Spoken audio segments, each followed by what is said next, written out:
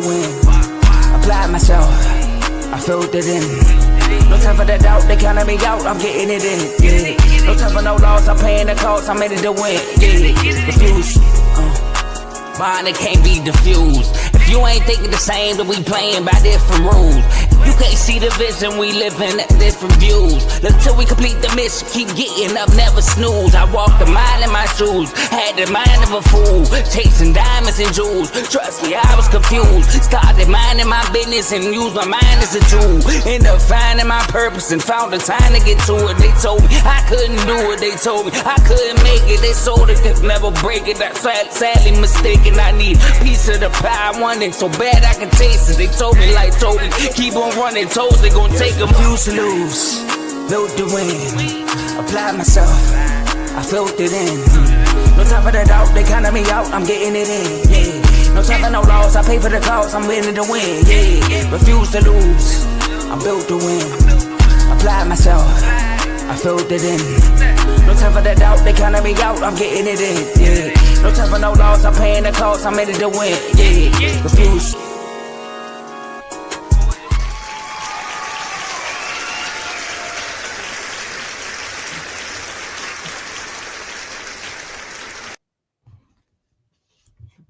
Refuse to Lose Sports. I'm Joe Jordan.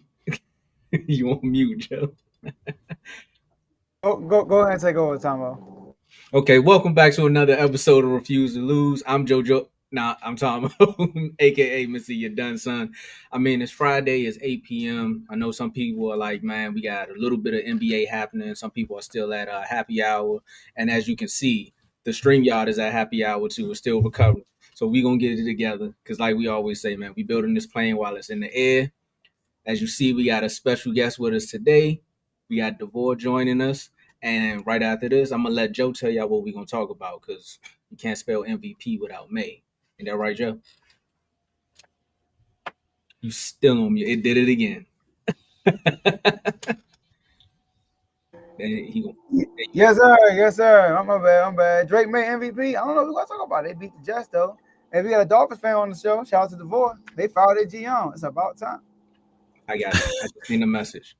So I got you. See, just like that. You know, it's just like an NBA game. You know, you still cold. You know, you still trying to get the game ready, but don't worry about it because we're going to go on the run.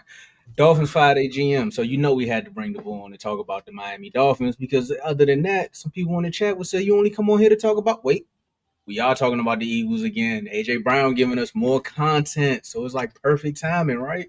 Hopefully you're not streaming, but we are. Hopefully you know that we streaming. But anyway, as we move on, we also going to talk about some AFC North drama because again, one of the hottest rivalries within the chat is the Pistons. I said the Pistons. No, I'm sorry. The Pittsburgh Steelers versus the Ravens. And the Ravens are knocking on that door trying to get the division back, and the Steelers are trying to not lose it. So we're going to see what happens there. Then we also got to talked about it last week, but Bradley Beal, most disappointing teams in the NBA. Is it the Clippers or is it the Mavs? Both teams had a lot of things to do in the offseason, but it's not panning out. With that being said, it's Friday. Hope everybody got their jobs back. But you at home right now. And you know what else you got to do? Turn me up. Turn the volume up. Get you something to drink. Join that comment section. Hit that like button on all 4 of the platforms that we are on. Facebook, YouTube, X, and Twitch. Funny that we talking about streaming, right? Because we are on Twitch. But now that I got all of that out the way, I feel like this plane is now back on autopilot. How y'all doing? Joe, DeVore? What's up, DeVore? You go first. Hey, what's going on, fellas? It's Friday night. I'm ready. I'm liking these topics. You know, like I told Joe in the text, we ruffling some feathers tonight. Gonna be some furniture moving. I'm feeling good though, man. Like DeVore said, it's Friday. You know, we got some good topics on the show, and yeah, man, it's a good popping. All right, it's funny I can say that. I got Tomo. The floor is yours. All right, Joe. It is. First topic we're going to roll out, man. This guy here, he got Teddy acting different. Woo! He got Vaughn talking different. Woo! He got Patriots fans acting really, really different. But he got Stephon Diggs being himself. I mean, Drake May, Travion Henderson, three rushing touchdowns from Travion. Just two rushing touchdowns, one receiving touchdown because I got him on my fantasy team. I woke up this morning, I seen 40 points, and I was like, man, that's great. But when you playing the Jets and you beat them 27-14 after you retire Gronk from the NFL, so Joe, I know you didn't catch the joke the last time, but hey, he didn't have no Lego pieces there, and this is their 8th straight win. They're now 9-2, first in the AFC East. Well, I know that gotta suck because it's your same division. But the question is, after last night, should Drake May be the MVP frontrunner? And I'm gonna start with you, DeVore. Boy, this is gonna be a tough pill to freaking swallow. Shout out to Teddy because it's looking like the New England Patriots are going to be first in the AFC East. But yes, absolutely. I feel like Drake May does deserve to get the MVP award. And I base this off of, well, since last year's MVP situation that it was such neck and neck. But one thing that you need to think about when you talk about the MVP is preseason status. Where would you have placed the New England Patriots before the season started? And I feel like a lot of people had them flying under the radar thinking the Buffalo Bills were going to be the staple of the AFC East and possibly the staple of the AFC. And we knew that the Patriots were going to work their way up the ranks, but we didn't think that it was going to expedite this much so soon. So with the New England Patriots sitting at 9-2, being one of the top teams in the AFC, and Drake May playing lights out, like him being a dual threat, 74 completion percentage, like averaging nine yards per pass attempt. That's freaking amazing, especially with that loaded draft class that they had last year, where he was kind of like an afterthought out of the quarterbacks in the draft. Joe? Okay. Shout out to Teddy. Teddy's excited. I know you mentioned in the chats that he acting different. On the show on Tuesday, he was like, I'm going to imagine Teddy back in the glory days when it was winning. Imagine we had a chance back then. Because he acting crazy right now. But shout out to Drake May. But no. Sorry, y'all. Sorry to burst your bubble. He's not the MVP. He's having an MVP type year. He's a candidate. But is he the MVP? No way, Jose. So look, Drake May, do you know that he only lead in one category? That's a completion percentage. That's it. Mm-hmm. He only lead in one category. I think my MVP right now is Jonathan Taylor. Jonathan Taylor is leading all categories as far as running backs. He's on pace to get over 2,000 yards, and he's also on pace to get close to 30 rushing touchdowns. But I'm not even going to bring up Jonathan Taylor. What about Matthew Stafford? Shout out to Carl. Carl mentioned Matthew Stafford. Drake May is not even the best quarterback in the MVP conversation. Matthew Stafford is. Let me give you the numbers. First of all, Drake May, he's leading the league with 71% completion percentage. He's leading the league. Not even leading the league. Sorry. He's not leading the league now one category. He's actually 2 in completion percentage. Jared Goff is first. Matthew Stafford is 14 with 67%. So he's not even close to completion percentage. Touchdown passes. Matthew Stafford is first with 25 touchdowns. Drake May is third with 20th, but Tomo and DeVore. Did you know Drake May played 2 more games than everybody in the NFL? He 9-2. Matthew Stafford 7-2. He played 2 more games than Matthew Stafford, but Matthew Stafford has more touchdowns than Drake May. That's right there. Did you know that Drake May got 5 interceptions? Matthew Stafford got 2. And what's more crazy about the interceptions, Drake May threw 5 interceptions in 5 different games. So he got 5 games where he threw an interception. Right? Which is more than him. Also, passing yards. Do you know Drake May leading the league in passing yards? I mean, of course, because he played 2 more games with a lot of people. But if you break it down to passing yards per game, guess who first? Matthew Stafford. And what Drake May got? He's 7th. So the only reason why people saying Drake May is MVP because of what DeVore said. because you did not expect the Patriots to be 9-2. And then you want to look at the competition, Matthew Stafford has played better competition also. So, and then you just saw Drake May against the Jets. Now, I felt like Drake May to get MVP. I said this before the game in the chat. I said, Drake May, he got to throw like 4 touchdowns. He got to go crazy on the Jets. Because I saw Dak go crazy against the Jets. I saw Aaron Rodgers go crazy. I saw a bunch of people, almost every quarterback that played the Jets went crazy. But Drake May only had 1 touchdown. I think that hurt his case. Did he play bad? No, but he wasn't great either. So, is he the MVP right now? No. It's either Jonathan Taylor or Matthew Stafford. It's a front runner though, right? Yeah. So if you had a vote today, you would vote for Jonathan Taylor or that's who you're going with? I believe that's who it should be too. Anybody that can make Daniel Jones look good, I think you should win MVP. Shout out to Saquon Barkley. He's doing it for 2 Can quarters. I ask a question real fast since we on the Jonathan Taylor thing? So Okay. I was leaning the Jonathan Taylor route, but Jonathan Taylor was on the roster last year and they didn't have the same success as they are this year. So I'm pretty sure we're on the same page about Daniel Jones. Like that, like you got to take care of the ball. Like he got that mask on right now, but at the same time, you got to consider the fact that he is playing some pretty good complementary football with Jonathan Taylor. So if you just take out Jonathan Taylor and you put another, a serviceable back in there, I'm pretty sure they'd be successful. And as for the Matthew Stafford thing, yeah, Matthew Stafford is playing lights out ball, but at the same time, we got to compare the talent around him opposed to Drake May. Like you got Puka Nacua, yes, he's been hurt, but also you got Devontae Adams. And honestly, when we talk about the Sean McVay offense, to be honest, I feel like if you get a comparable quarterback back there, the Rams will still be somewhat of a competitive team. Go ahead. Go, Joe.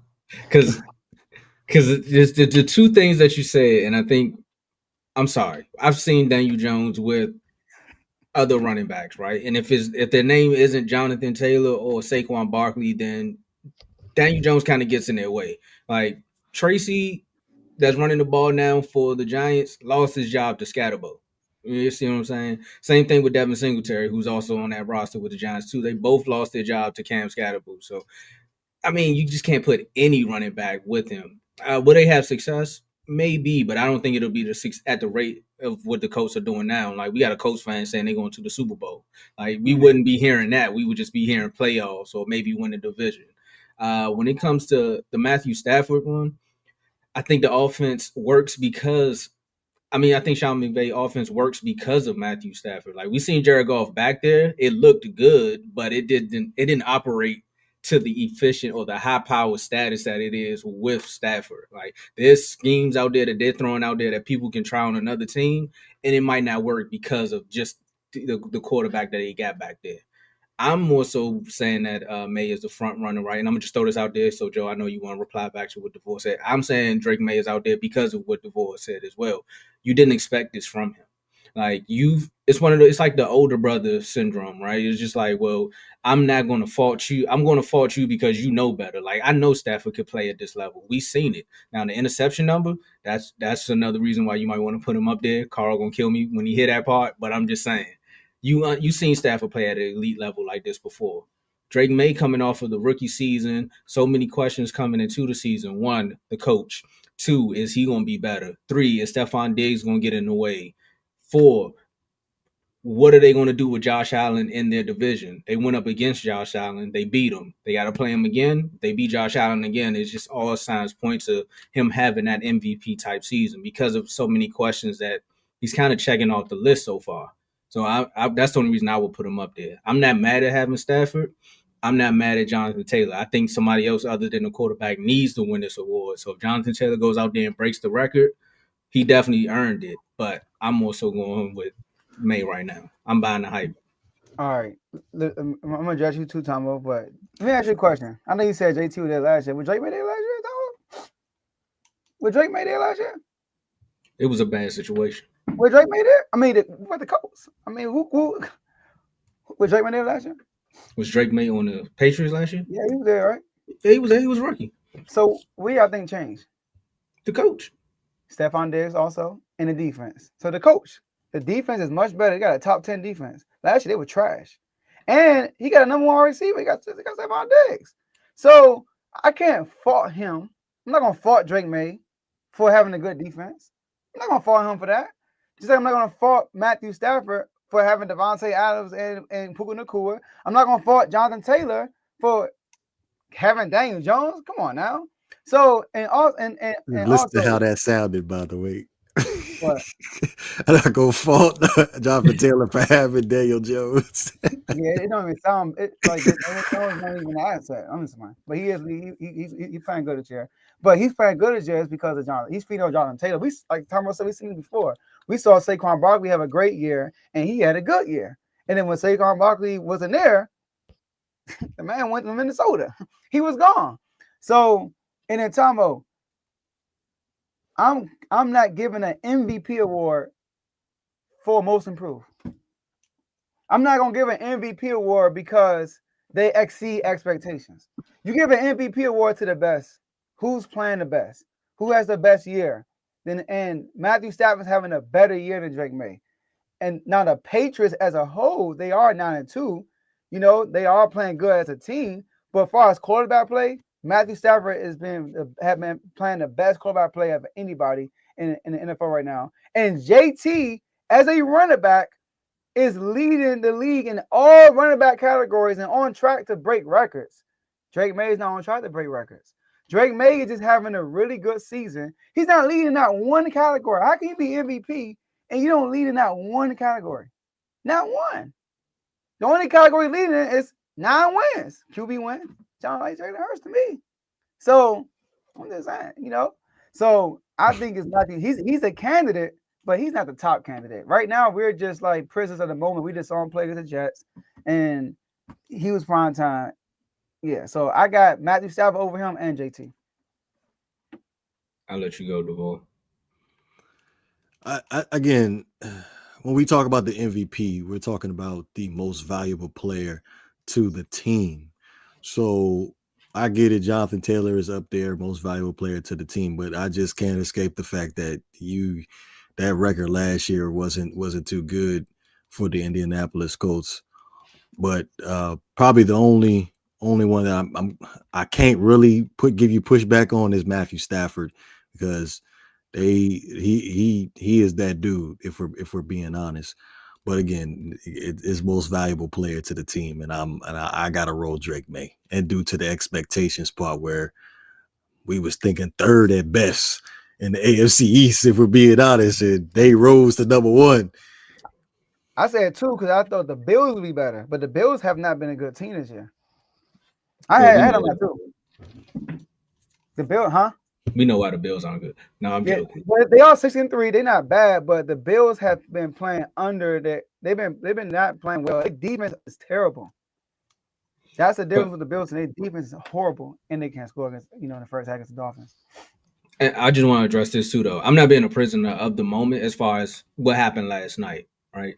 The moment I said Drake May, because we had this conversation before about who the MVP conversation. Mm-hmm. This was around the same time Dak was balling out. But around that same week, we watched the Bills play the Patriots that night, and we watched Drake May have his MVP moments, right, in that game, going up against a divisional opponent. I mean, a divisional foe, and you're going up what they say the top 3 quarterback in the league. Some say he's number 1 in the league, and then he outdueled them there. So it's just like he's having all these moments within this season that you have to keep him in the conversation. Now, like I said, if we were in court and you brought the Matt Stafford evidence up, I would have to ask for a recess because he definitely brings a lot to the table. You get what I'm saying? Like, I can't fight back on that one because he is balling out. But you think about those MVP moments again. What happened to Matt Stafford in that second half of the Eagles game? The same questions you got for Drake May, you could have specific games for Matt Stafford as well. Like, there were other moments that caused the Rams to lose, but he was also went MIA in that second half as well. Like, you could nitpick it. Like, I could fight back just a little bit, but I do agree. Like, if you would have asked me to have a vote and I had to sit down and watch the film of who was the better quarterback, who had the better quarterback play, I'm going to go with Stafford. I agree there. But right now, Drake May is just having that. He's answering all the questions. He's checking all the boxes. But Drake May in the second half, Drake May against the Steelers. That's what I'm saying. They both got bad games. So but yeah, Drake May is definitely MVP candidate though. But I don't think he's like the top of the list. Okay. We can move. We got time, right?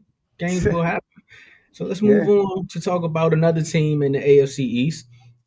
This team here, a lot of people had, I wouldn't say they had high hopes for. They had a lot of questions. Shout out to JMO. He came on. He did the Dolphins panel, and he was just like, I don't know what to give you, man. I can't answer any questions because I don't know which two are gonna show up. I don't know what's happening with Tyreek Hill. I just don't know. And then one thing we did know was that the Dolphins fired the GM, Chris Grier. 2-7 start. He had to get up out of here. I'm not gonna say too much about it because I gotta ask more questions.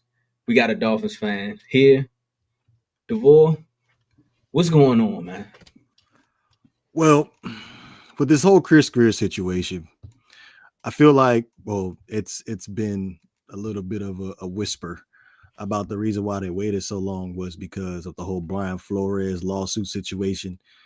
Chris Grier knows too much, so we kept him around longer than I feel like we kept him for. But during Chris Grier's tenure with the Miami Dolphins, because he got hired in 2016, because but even then I was still questionable about it because we had Mike Tannenbaum as the team executive vice president. So who was really running the show here as far as the player personnel? But also that I felt like that played into a part of with the Ndamukong Suh thing. But the most notable, the most notable situation was that 2020 draft where the Dolphins could literally they threw away the 2019 season before the season even started. We call it tank for Tua.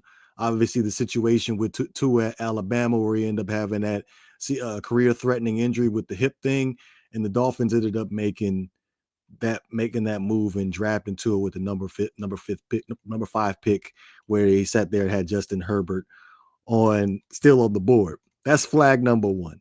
Flag number 2 is we had 3 first-round picks in this draft, so 2 is the 5th pick. And then you turn around in number 18, the Miami Dolphins draft Austin Jackson. He did an admirable thing. He donated his bone marrow to his sister. But at the same time, Chris Grier has this MO of grabbing, diamond in the rough players that have injury concerns, but they have a very, very high ceiling. And Joe knows this player very, very, very, very well. At number 30, we swapped picks with the Green Bay Packers. We went from 26 to 30. The 26th pick in this draft was Jordan Love, and the Dolphins ended up getting that 30th pick and ended up drafting Noah Igbenogany. I can't tell. Is he on the Cowboys or is he on the Commanders? I don't know now. He with them now. He back with them. Okay. He's still backpedaling somewhere. Okay. That draft alone, if we look back at that draft, where are these players? Jordan Love in Green Bay. Jordan Love in Green Bay. Oh, and let's not forget, I forgot one more quarterback that the Dolphins passed up on. That would be, even though in my honest opinion, he's not a top 10 quarterback, Jalen Hurts got drafted in the second round. So that is for sure. That alone is a fireable offense. I could give you a million other reasons why he does not deserve to be the Miami Dolphins general manager anymore, but I feel like these are the most important ones because how was your experience with Noah Igbenogany? Be honest. I mean, I had good experiences. Like right after we traded him from y'all, he blocked a punt. He got a return. No, it was a blocked field goal. He scored on that one. And then after that, he was just a rotational piece. I'm gonna let Joe he actually had to start for the Commanders at some point. So I'm gonna let Joe give you a little bit more. Save me the trouble, man. Yeah. The whole point of Noah Igbenogany, you're a first round pick. Does he show first round talent to you? No. Okay.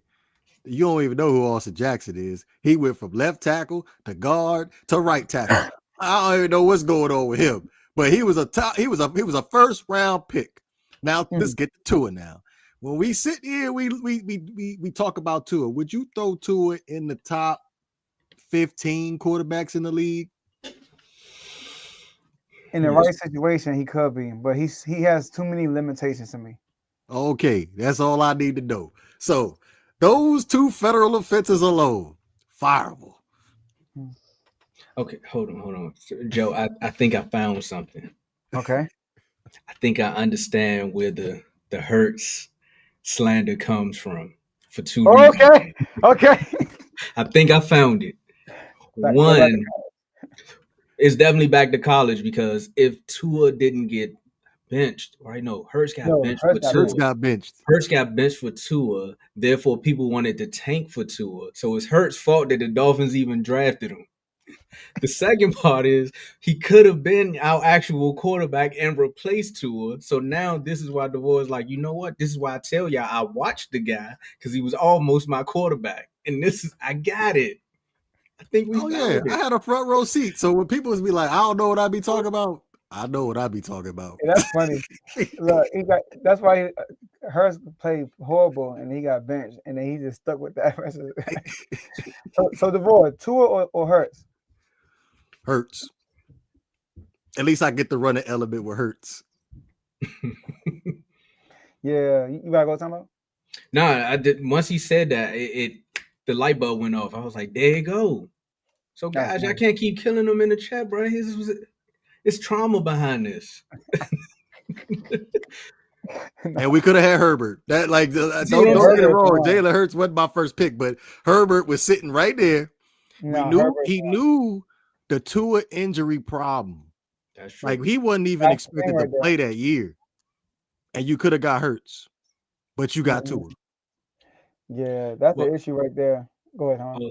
Also, I'll tell you this too, though. You could blame Jerry Jones for the Hurts pick for the Eagles too, because Jerry Jones kept saying he was going to draft Jalen Hurts that year because he was going to back up Dak, and then the Eagles trying to be our little big brothers when it snatched them the same way they did Dallas Goedert. They just be trying to do stuff like that. So you could blame Jerry Jones a little bit too. Y'all probably could have had him in like the 4th round. Jerry always got his hand in something. Yeah, like I think this was long overdue. The fact that y'all haven't won a playoff game since 2000 is the reason why he should have been fired a long time ago. And I don't get why I go through so many coaches without getting rid of him when he's the problem. And like you said, drafting Tua, knowing his injury issues and the tank for Tua, at the time it was cute, you know what I mean? Like, oh, tank for Tua. But we all knew he had a gruesome injury that we all was like, oh, snap, can he like have an NFL career? And you draft him anyway. And people were high on Herbert too, because Herbert, he just has a QB stature. Like he's your prototypical QB. He like 6'7". He got an arm. Yep. He got legs too. He can run. So like he's just your typical QB. And then he came into the league blazing his first year. So I think that is long overdue, and y'all made the right decision by doing that. Now, Mike McDaniel, what's going to happen? I like the fact that y'all let him ride the season out, and y'all going to make a decision later. Now, Tomo and DeVore. Now, you know right now. I'm calling it right now.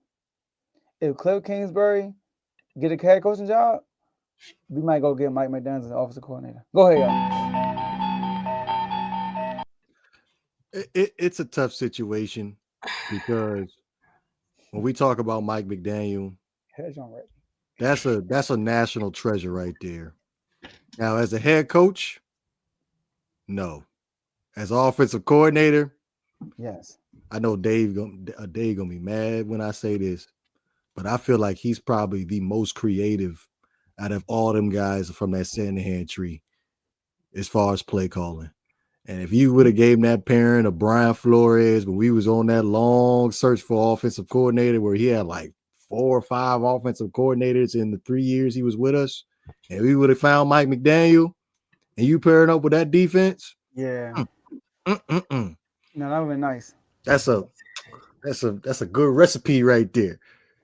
But the guys are playing for him after this Grier firing after the Baltimore Ravens game. I didn't see them hindering against the Buffalo Bills. So I could see them hanging on to him at the end of the year.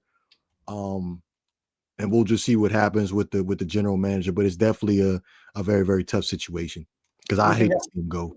You think I'm moving over Tyreek? Absolutely, absolutely.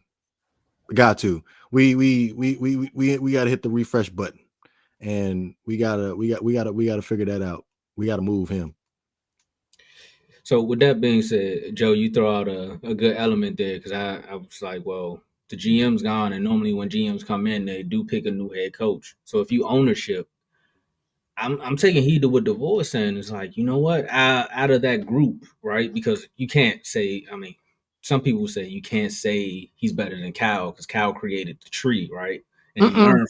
I'm just saying what some people would throw out there, right? They would say that Cal created the tree. So at the end of the day, Daniel's son, everything that you learned, you may have put a little spin on it, but I can put a better spin to it. But I got a story. So you think he's better than Kyle Shanahan? Absolutely. So here's the story. I gotta hear this. Go ahead. When Mike, because so Mike McDaniel was a wide receiver at Harvard, if I'm not mistaken. Mike McDaniel and Kyle are like good buddies. Mike Shanahan took Mike McDaniel under his wing, let him live in his crib, and he was learning the game with him. Every place that Kyle Shanahan's been, Mike been right there. That's true. Yeah, that's true. He was with us too, and he had to pay for his own coffee. Crazy. I think it's wow. So all them guys, like they was talking about Mike in a way where he be designing some crazy run schemes. So you know, like in every partnership, there's a pretty boy and there's a brain. Kyle is the pretty boy. Mike is the brain. That's why I will say though, without Tua, what has Mike McDaniels done in Miami? Every time Tua went down, so did the Dolphins. Kyle Shanahan, when his QB go down, he pick it up where it left off and keep him rolling. And also think about it like this, because Mike draws up some great run schemes, right? And you got A-Chain, but when you think of Kyle, before McCaffrey got there, there's a list of running backs who had great days with Kyle. Like, Tomo on fantasy, when the 49ers running back get hurt, I go to the waiver wire ASAP and get the next one. The next one will get you 100 easy. You know he gonna get buckets. Yeah, I was gonna say, I think you got to debate. I think Sean's still good too, though. Like I'm not saying Mike is a slouch, but I still think Sean can draw up a good. Well, I think Sean is more of a passing game. But look what he did with Jared Goff. But that's what I'm saying. He's more creative with his passing game as far as like how he comes up with his offense. I don't know, man. Look what he did with what's his name, your boy, with the what was his name? Todd Gurley. I just feel like McVay is you're right. CJ Anderson still running. He's a good counter puncher. Like McVay is great at being creative. All right, this is what you coming out in. All right, we're gonna switch this up. We found a counter for this. We're gonna go ahead and run this, and that's what make it look good. But when we talk about like just straight up creativity, where the man going on the black and white board with that chalk, Mike McDaniel, that mug look like a whole nother language when he draw that mug over there. No, I'm not gonna lie, because he had multiple years midway through the season had Tua looking like an MVP candidate, and nothing is being improvised. Everything is like on timing. That's all Mike McDaniel. That is so true. He is a genius, bro. But I can't just say he over Kyle Shanahan, because Kyle Shanahan run schemes are ridiculous. I mean, and his O-line ain't the best. He got Trent Williams, but he don't have the best O-line. So the same with Mike McDaniel also. But I mean, I'm just saying. You know, I will agree with you on this. They all came from DC. That's what I'm saying. Yeah, I was gonna throw that out there, but you said it. But I will say this though: out of everyone from the tree, I agree that all of them are way better than Matt LaFleur. I'm sorry. That's the one guy on the coaching team where it's just like, are you sure he was there? He's a distant cousin. Like he wasn't in the room with y'all, because everybody else, I know they going through their stuff, but that Packers offense, they be looking stagnant at times. Man, shout out to Jordan. That's Jordan Love, man. That's Jordan Love, dog. Hey, yeah, it's Jordan Love, man. That boy. I mean, I told you, did not tell you in the chat. After that Eagles turnover, I said, don't worry. The Packers are gonna find a way to mess it up. And also, Matt LaFleur don't have. Well, I'm not gonna say that because Kyle Shanahan neither. I mean, That's what I'm saying. They all Well, find ways. Like Kyle, Puka, Kyle look Shanahan at Puka. different. Look at Yeah, Puka. He made Puka. Like I ain't yeah. saying Puka wasn't no slouch, but We got you. He's a late he round put, pick. Yeah. he put him in position. And you look at what the Packers got. They got a wide receiver by committee that any quarterback with a good scheme would love it. You got all of them do something different, and if you put them in Yeah. the right place at the right time, imagine them with Sean McVay and match the. Oh my goodness, the Man, look league. what Kyle Shanahan doing right now with Mac Jones, man. That's what I'm saying. Like I don't know. It's a little bit of mixture of the quarterback and the head coach there with the Packers, right? And it gets you to the point where you just want to get frustrated if you're on the other side of the field and you watching it and you like, hey man, we could hold them to 7 points, man. We could definitely put up 30 Oh, for sure. Cause we got AJ the jet plane because he ready to get up out of there. Start AJ Brown for 3 years now. I'm gonna say 2. I think it really started last year.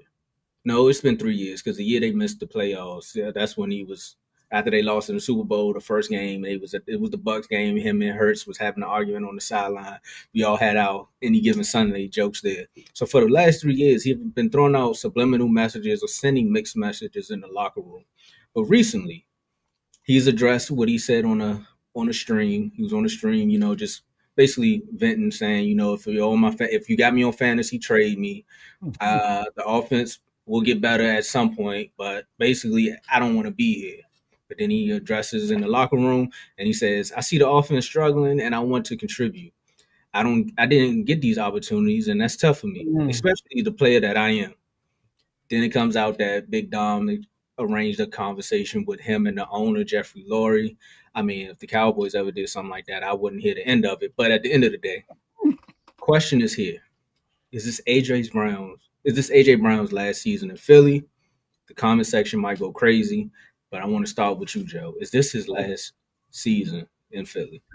if they don't win the Super Bowl, this is his last year in Philly. They have to win the Super Bowl. Not get there. They got to win. Because what's the point of him sacrificing all this stuff if they're not going to win the Super Bowl? And I'm going to quote some of the things he said. You said some of them. He said that somebody got to make a play. And that's what he said. That's what Smitty said. Somebody got to make a play. We're trying to put out – you actually said this.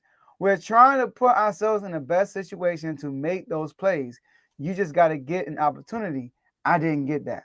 When he said I didn't get that, I was like, you actually did on that 4th down play. But I get what you're saying, though. I get what he's saying. Bad timing. Yeah, I get what he's saying. We need to do better. We need to do a better job creating for me. That's what he said. We need to do a better job creating for me, trying to help put me in situations that help contribute. Right now, I feel as if I feel like that I'm freeing up everybody else. And he has no issue doing that, he said. But because he made an example. He said, like he said, I'm gonna get clouded against the Broncos. They played me with PS2 1-on-1, and I was winning. And what happened after that? It started clouding me. So the defense, he said, defense shift towards him, so it frees up everybody else. And I'm okay with that. But we gotta figure out how we're gonna free me up too. That's what he's saying, which I completely understand. And then he also said it, and this, I'm not gonna say he said this to Hurts because he was saying like he not pointing fingers, but I'm gonna hear Hurts say this and Nick Sirianni. He said, if we're trying to get better, we gotta do what we gotta do, and not just say it's about wins as long as we got the win. Ain't that what Hurts always say? Hey, Sirianni, he said you can't get. He said you get. He said you get. You can't do that in this league.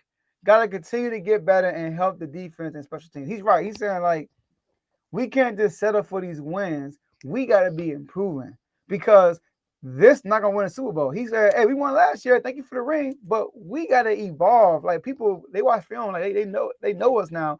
We got to get better by game. We can't just let these games slide and rely on the defense and special teams every single game. So, and I get A.J. Brown. Do you know that A.J. Brown is not top 50 in no category? Joe, I got it right there. Okay, I'm gonna leave that alone. You can do that part. So he gotta, if they don't win the Super Bowl, bro, he gonna request a trade because he wanna be a. If I'm not gonna win, can I at least get Scott? And then he says nothing about the numbers. I just want to contribute. I want to help, and I know it's not like he getting strapped. He know he can be involved, but they just not giving him opportunities. Floor is yours. So, all right, this AJ Brown situation, right? It's because of social media. It's more in our face, but it reminds me of Dez Bryant last year with the Cowboys, right?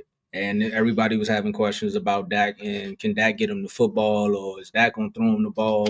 And we coming from a season where we went into the playoffs. Of course, we all know what happened in that Packers game, and then the next season, the whole Zeke with the is he getting suspended or not getting suspended, and Dak, and then Dez numbers was dropping. It was just like, well, him and Dak don't have. Him and Dak don't have the same type of chemistry, and then you have Dez coming out in the locker room having his moments. It's a thing on Amazon. I think it's still up there. It's called All or Nothing. It was a moment where he was talking to the wide receiver coach, and he was just like, it literally sounds like the same thing AJ Brown just said. He's like, I know I'm good. He said, I think it's me because I just want to win so much that I'm throwing myself out of games. I'm causing myself not to be in the right position, right? And I was just like, that sounds like the same situation, but it's not the same situation because AJ Brown can actually, it seems like there's moments where he's wide open and he's just not throwing on the ball. It's moments where that Packers play that you talk about, where it's fourth down, I'm like, why is 4th and 9 and you just want to lob it up to AJ Brown? Like the play didn't even look like it was schemed for him. It was just like, hey, go get open and we'll throw it down there and you go try to make a play. Where it's just like, where are the slants? Where all the tight end routes that I used to crack jokes about? Like they're not even running those routes for him to get open anymore. They're not looking for the quick pass to him. Like everything that AJ Brown is good at, it just doesn't seem like they're doing it. And the reason why I say that is because look at the receptions. Like you said, Joe, he's tied for 63rd in 31. And then we talking about receiving yards. I went on ESPN to look for the stats to see if he was up there. I was like, I had to control F and type in Brown, and the only Brown that came up was Amaron. And I was like, it's no way that AJ Brown is not even in the top 50. He 51st in receiving yards at 408. Like Kevontae Turpin, I just did that for AJ, but I'm just saying Kevontae Turpin probably don't get that many yards, but that's who you would think would have 408, right? Touchdowns. He only got 3. That's 45th. And then yards per catch. That's Joe's favorite stat right there. 13.2. He 88th. 88th. 11 times 8. So it's just funny what's going on here. And to me, I think it's more political, right? I think it's something politically happening behind the scenes where they're like, we're not going to get AJ Brown the ball. I'll let everyone else throw out the numbers or talk about how Hurts is not just getting him the ball, but it's something bigger there because the head coach and the quarterback who had their issues are now seeming like they're on the same page anytime somebody brings this up. We're getting wins. Saquon Barkley is even coming out and saying little things in his interviews about, hey, we need to do our part. But I think Saquon also understands that offensive line isn't the same. So now you have to make more plays, right? But Saquon, you've been behind bad offensive lines. So you can't really, it's a little bit of you trying to say the right thing there too. It's something going on. I don't know what it is, but I say all that to say this. AJ Brown is out. Joe, I don't think he's going to request the trade. I think they're just going to trade him because at this point, bro, it's been so many times where he could have said it and hasn't said it. It's like he's trying to make them break up with him so he doesn't look like the bad guy. But it's like everything you're doing, I'll let you go, DeVoe, before I throw out my analogy. Go ahead. So the first thing I look at when we're talking about why he ain't getting the targets, like, because he ain't even being creative with it. Like, give him a wide receiver reverse, throw him some screens or something. Like, AJ Brown is one of those guys that needs the ball in volume. So, first thing I got to look at is the contract. So, signed a 3-year, $96 million contract extension in 2024, last year. So, the contract is up in 2029, but the most manageable dead cap hit that they could take would be at the end of the season in 2026, where it'd be 13.9. So I'm thinking they're trying to see, and I brought this up in the chat about Antonio Brown. I didn't say this particular part, but what they were doing in Pittsburgh, they were trying to see what they was going to get with Juju being the guy. So I could see something similar with Philadelphia. All right, because Devontae getting the ball. And we see Devontae make his little comments in the media. That ain't got nothing to do with me. Well, that's your homeboy. Like, you gotta go to vouch for your homeboy. Like, we gotta get him involved. Like, you know what I'm saying? But I get it. AJ Brown is getting doubled. Teams respect him. But again, this is an easy fix. Like, throw him some screens, throw him, some shallow crosses, like scheme up some stuff that gets him involved in the game early and often. And that's the only conclusion I could just draw up, is the fact that they trying to see what they got in Devontae Smith to see if he could be the number one guy. He was already number one guy, Hurts, first year starting, and they made the playoffs. I get it. I think they know what they got out of him. I think when it comes to Jalen Hurts, he is so careful with the ball. He's not going to take no risk. The only risk he would take is like a go ball. Like, if it's AJ Brown one-on-one with somebody, he'll throw it up. He would do that because he trusts AJ Brown, Devontae, like that. But outside of that, he's not going to throw no tight window throws, nothing like that. And this is what I'm thinking, y'all, because he keep talking to the media, right? Mm-hmm. Do y'all think that he's having these conversations with, like, the coaches, with his boy Jalen Hurts, and it's like going to one ear to the other? You know what I mean? Absolutely. It's like it's not even ready. Like, remember, Hurts responded was like, "We're not gonna focus on that." You know what I mean? Focus on Detroit. So he like, all right, y'all don't want to hear me. I'm going to talk to the media about it. Should he have to, though? Should he have to talk to his teammates if he's talking to the media? Like, they not under a rock. They hear it. The media's asking them these questions. So I don't even think it really even matters. They know what's going on. Get it. Of course, you know what's going on. My, because I don't like him talking to the media. I think you don't want to add more drama to the team by talking to the media. Like, it's play it normal, but he's probably doing this because it's not registered. Like, he's having these convos and it's like literally not registering. Like, they might say, we got you, and then the next game come. I heard somebody say this. It was James Jones. He said that he was I think somebody posted it in the chat. He said that I'm James Jones. I'm not even AJ Brown. And if there's a game when I get one target, A-Rod will come to me and be like, I got you next game. And I'll get 10 targets in next game. You know what I mean? He said, but that's AJ Brown. Like, AJ Brown, if he get one target, he got 2 targets against the Packers. Like, the coaches would be like, you know what? Next game, we're going to make sure you straight. Because remember against y'all, Tomo, he had one catch. And we all were like, oh, he going to go crazy on the Chiefs. He played the Chiefs. It was the same thing. So, like you said, throwing some screens, like do some easy stuff. Just have him touch the football and try to do something. Shoot, direct snap the ball to him. How about that? hey, we running the push touch. This one is for you. And he's just like, all right, but no, I agree there. But then you have games like the Minnesota game where he gets his targets and he gets his numbers, and then it's like a gift and a curse, right? Because then people will be like, see what happens when you get them the ball? They didn't lose that game. They look good in that game. So, Joe, remember what I said in our last episode? You talking about the confidence, right? I think all the confidence is on the defensive side. Yeah. Offense right now was going through something. Like, it's shaky. Like, the check engine light is on. You could drive to work every day, but at some point, that belt gonna pop. Whatever's wrong in that engine is gonna riddle his ugly head. But the analogy that I wanted to throw out there earlier, right, with AJ Brown, the motto, what it looks like he's doing, it's like he's in a relationship with somebody, but he gonna keep doing things to make them break up with him, so he could be like, she left me. I didn't want to go nowhere. I told y'all. Because every time you say something, you're like, nah, I want to be here. But all your actions just keep saying that it's not working out. So hopefully, again, this Lions game is going to be the real testament because, one, the Lions called them out. The Lions said they wanted to see them in the championship game. Joe, y'all messed up their party. So you see what type of revenge tour they on. They out here swinging on people and everything. They causing your players to get suspended. So this is the game.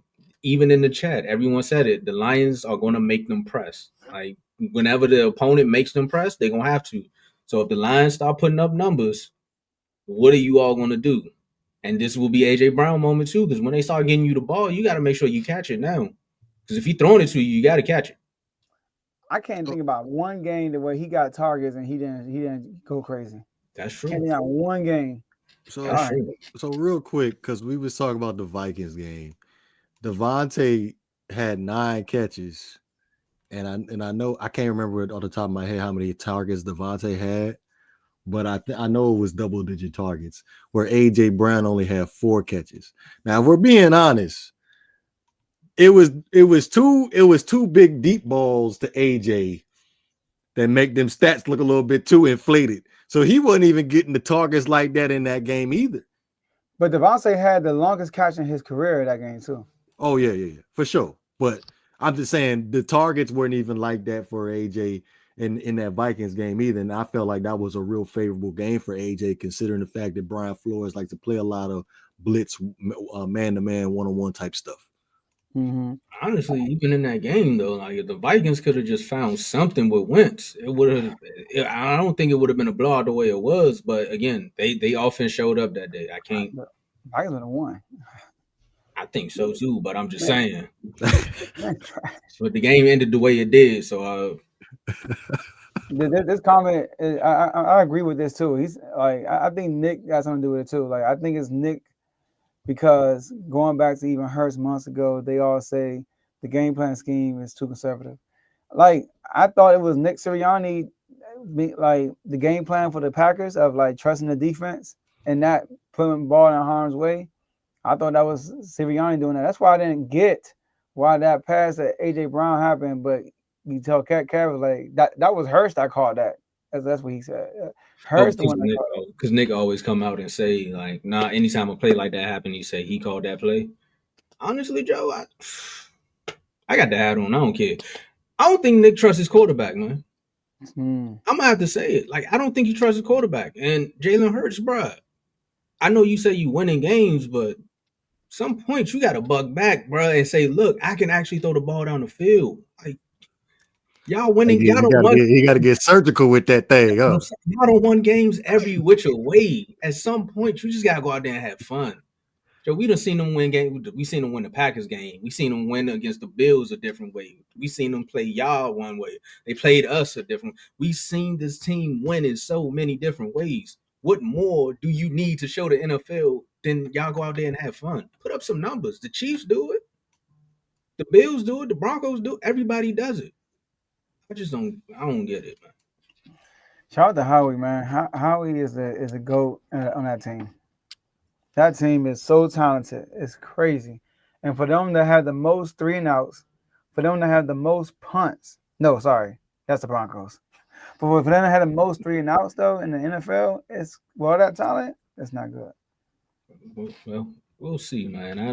Like I said, they'll have to answer the questions when they get there. They play the Lions on Sunday, so we'll see if we can get those answers. And Laporte is hurt, by the way. Oh, yeah? Yeah. Also, another caveat in that Lions game too is, wasn't it? We know who's gonna be calling the offensive plays, so you know he don't care. Hey, I was talking to Carl earlier. This whole Dan Campbell versus Sirianni, I know Sirianni got a ring, but Howie, shout out to Howie. Dan Campbell calling the plays, that I give him some points, man. I know it's us, our defense tries, but they scored a goal. Nah. That's why I said this game gonna be the make or break. I gotta see it in this game. I ain't gonna get. I'm sorry, but it's y'all. Yeah, I defense tries. I'm sorry. So let shoot. We gonna see what the Dolphins do against y'all, just to prove the point.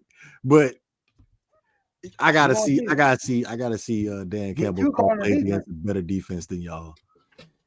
DQ calling the defense, so it's gonna be a little different. We got less players. Trey almost got hurt now. Yeah, Payne not gonna be there. So it's gonna be very, very interesting, man. I know a lot of people down there. Make sure y'all enjoy yourselves. But Joe, back to another divisional rivalry that got the chat. I mean, every time these two see each other, look, they calling you now. Every time these two see each other, it's like the Hunger Games, man. They just go right at it. They don't care if they can go from agreeing to disagreeing in just that quick. Steelers, Ravens. Who needs this? Who needs a win more? We got the Baltimore Ravens at 4-5, second in the AFC North. The next opponent is the Browns at 4-25, and then you got the Pittsburgh Steelers who are 5-4. first in the AFC North. And their next opponent is the Bengals. So they both got divisional games. They both play Sunday. One team is trying to get their spot back. One team is trying to maintain their spot. So I'm gonna ask you, Devore, who needs to win more on Sunday? Man, this is a tough one. This is a really tough one because regardless if the Ravens win or lose, I still don't even I can't even put my finger on what they are just yet. So I would have to go with the Steelers. And the reason why I'm going with the Steelers is because if they can show some type of consistency in this game, offensively and obviously defensively, even though back-to-back weeks they've been playing pretty decent, I could see them being a clear runaway if they can get that offense on track this week. So, so you think the Steelers need to win more? Oh yeah. Over They the need to Ravens. do more. They need to prove it's more. It's a win for sure, but honestly, it's more of them just being consistent. Okay, I get what you're saying. That's why I think the Steelers need it more because again, they're trying to find their identity, right? If you ask me, they're trying to find who they are. Because again, we know that like the defense will show up for 2 weeks and then the offense will take 2 weeks off. The offense will show up for 3 weeks and then the defense is still trying to find themselves. They moved Jalen Ramsey back to the safety spot, and I think that might be the best spot for him because now the defense is that consistency is showing on the defensive side. Aaron Rodgers, he may have missed his nap, before the game, and that's just why the offense sputtered the way it did.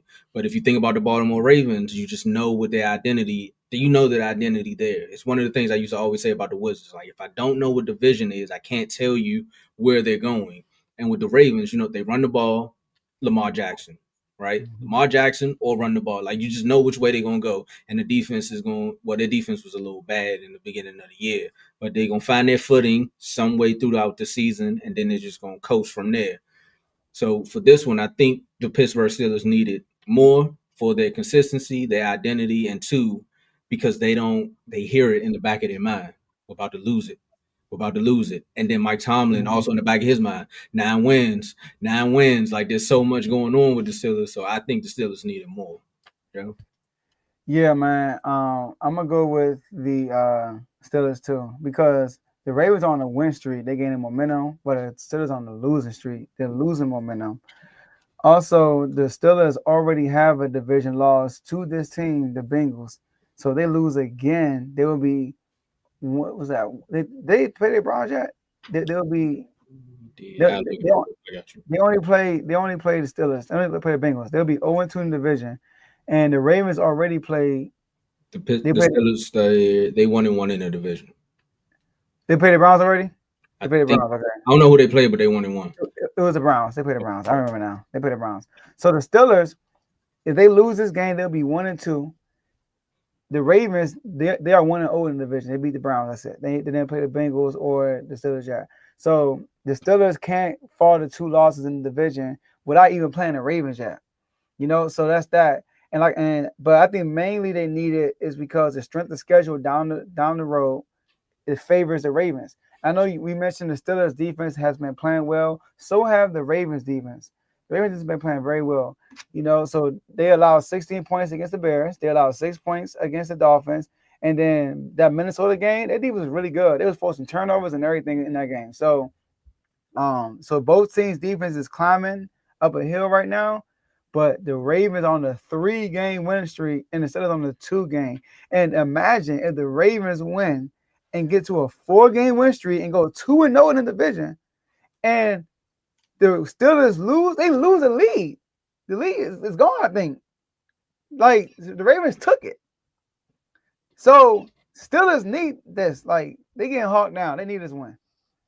Oh, another reason why the Steelers needed too, because I think the Cowboys is 84th defense in the league as of right now. They haven't played a game yet, and I think the Bengals defense is 83rd. So if you let the 83rd defense, I know it's a divisional game, but if you let the 83rd defense stall you out like that, why you got the Ravens hawking you down? I just don't know, man. Again, it's a divisional game. You never know which way it's gonna go. But like I said, their defense is worse than mine. I mean, well, I think we on the same bus. Man, we might even be sharing the road. But still, you can't let them do that to you. Can I say something real quick about this Yes. comment that just came up at the bottom of the screen? Okay. This is going to be controversial, but I don't see any type of, ever since DK Metcalf came into the league, I don't see any type of dominance or aggressiveness whatsoever. And I don't even think he's the number one wide receiver on that team anymore. So, like, Who's I'm just, number one then? huh? Who's number one? I would think it's probably gonna go down to that Darnell Washington dude. He's starting to rise the ranks as being the number one guy that Aaron Rodgers hits. But is that DK, even with Seattle, he don't, as big as he is, he don't play big. You know what I mean? I'm with you on this. I I'm with you on that. It don't.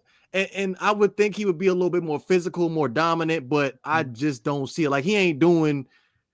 At least give me a little something what Devontae used to do with Aaron Rodgers in Green Bay, but he can't even give me that. I be seeing some drops and like some things that he need to manhandle some of these corners, and I just don't. It don't look like number one wide receiver to me. I'm sorry. Yeah. See, okay. First of all, I'm with you halfway. I'm halfway there with you. DK has he should be AJ Brown. What we see in AJ Brown, that should be DK. DK, exactly. Well, not this year, AJ Brown. No. We get on that though. But they boys and everything, right? So what we saw, like all pro years with AJ Brown, we should have seen that already with DK, and we haven't. But best, come on, man, best you on this team. First of all, Donald Washington, do he even have 200 receiving yards? I don't even know he got to do that. All I know is DK got over 500 receiving yards, and second place got 2 something, which is Pet Farmouth. So he is the best receiver they got. I will say that, but he's not consistent. He's not consistent. But that was his problem in Seattle. Exactly. Now in Seattle, you had an argument that Tyler Lockett was the number one receiver. Shout out to Coach Coombs. He used to always say that. But Tyler Lockett used to always finish the season with more receptions. DK might finish with more yards by not by a mile, but by a smidge. But Tyler Lockett would get more catches than him almost every year. So that's why when they got DK, I wasn't like, even Javon, I don't think was like super happy. But DK got to a hot start this year. Against the Jets, he was really good. Against the Vikings, he was really good. Go ahead, Tomo. I think Vaughn was happy because he knew Pickens was there, right? And you got DK and Pickens. For that, he was looking at it like, we got somebody now that can free up my boy so he can show his talents, kind of like what he's doing in Dallas right now. But that's where the hype came from. And I brought in, I'm like, no, you got DK there and Pickens. You can't double team Pickens anymore. He has to actually, because Pickens is now going to show up. But again, I mean, I seen this in Seattle. Him coming over, I was like, he definitely needs another guy with him. He's not a guy that can do it by himself. Kind of like what you said with AJ Brown. Like we seen AJ Brown do this in Tennessee. Now, did I think AJ Brown was the number one receiver the entire time? I'm like, I don't see it there. I know he's good. He has to prove it, and then he did it. But he could do it without. He could do it. It could be AJ Brown and a running back and a quarterback, and they good. And the other receiver could just. Wow, sound like I'm talking about the Eagles, but I think Smitty is a number one somewhere else. I think AJ Brown could do it with if they had a Jalen Tolbert and AJ Brown, I think AJ Brown would still get off. You had a Jalen Tolbert and DK Metcalf, you gonna have a long day. It's gonna be a long season. Good point. That's a great point. And he said, I agree. He's AJ Brown without hands. And I do want to correct myself too. I said the Steelers on a losing streak. I forgot. They actually beat the Colts 2 weeks ago. They lost to the Bengals. They lost to somebody else. Then they beat the Colts, and then they lost again. So they lost 3 of the last 4. So they lost to the Bengals like 4. Oh, that's a Green Bay. That's what it was, Green Bay. They lost to the Bengals 4 weeks ago, and they lose to them again. They need this win. They need to get back to winning ways. Because even the Colts win, You know what I mean? Like they force all, like the offense need to go off. Tommy made a good point. You're going against a terrible defense. You're going against a team who put up the most points since Joe Flacco in this losing streak the Bengals are in. They put up the most points than anybody in the NFL, and they still lost every game. So this is a time for your defense been playing better. So we expect them to play better. We don't expect Jamal Chase to get 25 targets and cook them like they did last time. So might. that was crazy. Every time he dropped back, he threw to Jamal Chase. So, Aaron Rodgers, you need to be better because last game you were terrible.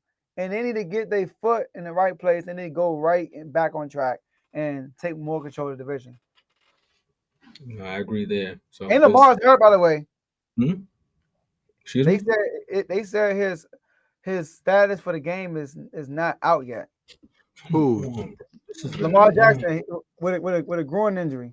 It's been the longest fantasy season ever, bro. Come on. Well, if we're being honest, Harbaugh already had to suffer the consequences for not putting Lamar Jackson properly on the injury report a couple weeks ago. So I'm pretty sure they're doing their due diligence to make sure that everything is on track. I thought they. You said what's his status right now that you saw? Questionable. Yeah, he's questionable. So he missed practice early in the week. He practiced on Wednesday, but I don't think he practiced today. He's playing. Yeah, I think he's gonna play because at this point they gotta announce it. You know, like so he a game time decision, I guess. But shout out to Sean. Hey Sean, make sure you hit the subscribe button. Go ahead. Yeah, definitely hit the subscribe button. And once this finish the episode, but go back. We talked about AJ Brown earlier. I'm an Eagles fan. The Eagles should be ashamed for not using AJ or DK the way they do. He's as good as a receiver as Saquon as a running back. Hey, I'm like he. The boys disagree. Oh no. AJ nice, man. I'm telling you, bro. I remember y'all had y'all AJ versus CD Lamb debate. And the comments owe me an apology too. Yeah. The comments owe me. They was clowning me on some CD. And I was like, all right. And then the next season, CD went off. You know, even me though. I was like, it's AJ Brown, and then like I don't know. Try to tell people, man. That was Dave Shefty. There we go. Comments owe me an apology. Kev, you owe me an apology bringing up the 1900s. I think the Clippers, the Suns, anybody else that signs Bradley Beal owes the Wizards an apology because I tried to tell you. No, I'm joking, man. They say the report went out that Bradley Beal he's out for the season, right? He's done for the season with a fractured hip. But you think about Bradley Beal, you think about Kawhi Leonard, you think about Chris Paul, you think about James Harden, and you say in their prime, this team right here would have been a threat. You think about what the Dallas Mavericks have went through. They just fired their GM, but you go get Cooper Flay, you say Kyrie, AD, PJ Washington, Gafford, just coming off of the run, Jason Kidd being the coach, they should be better. Some people want to say, I really don't understand where you're going with this one because it's definitely a disaster piece theater with both of these teams, right? Like I said, you have the Mavericks who are 3-9, and then you have the Clippers who are 3-8. And the question poses more disappointing. So, Joe, I'm not going to do what everyone thinks I'm going to do and freak out, right?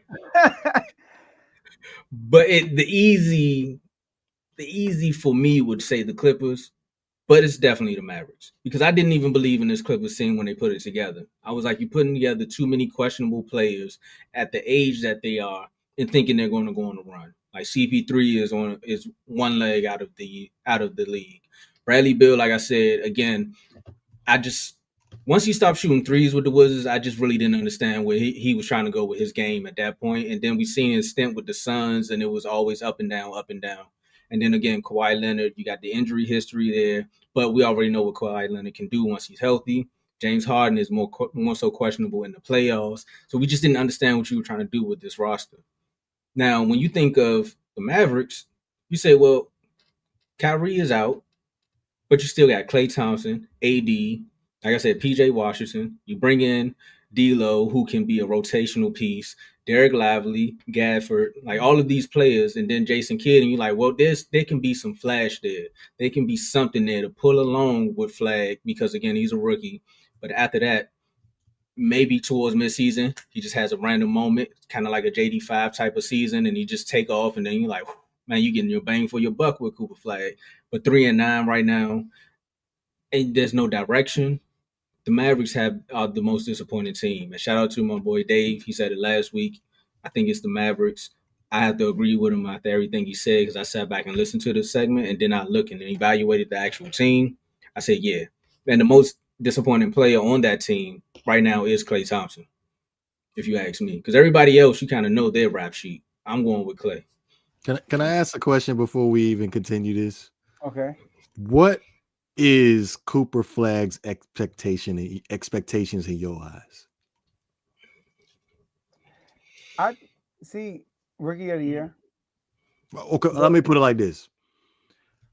How many points per game did you predict him to average? You know, I think him playing point guard is hurting him, but I would say anywhere between 17 and 20. Yeah. Okay, so now here I'm gonna answer this now because you're saying 17 and 20. Because I went to the Wizards game Saturday night when the Mavericks was in the building.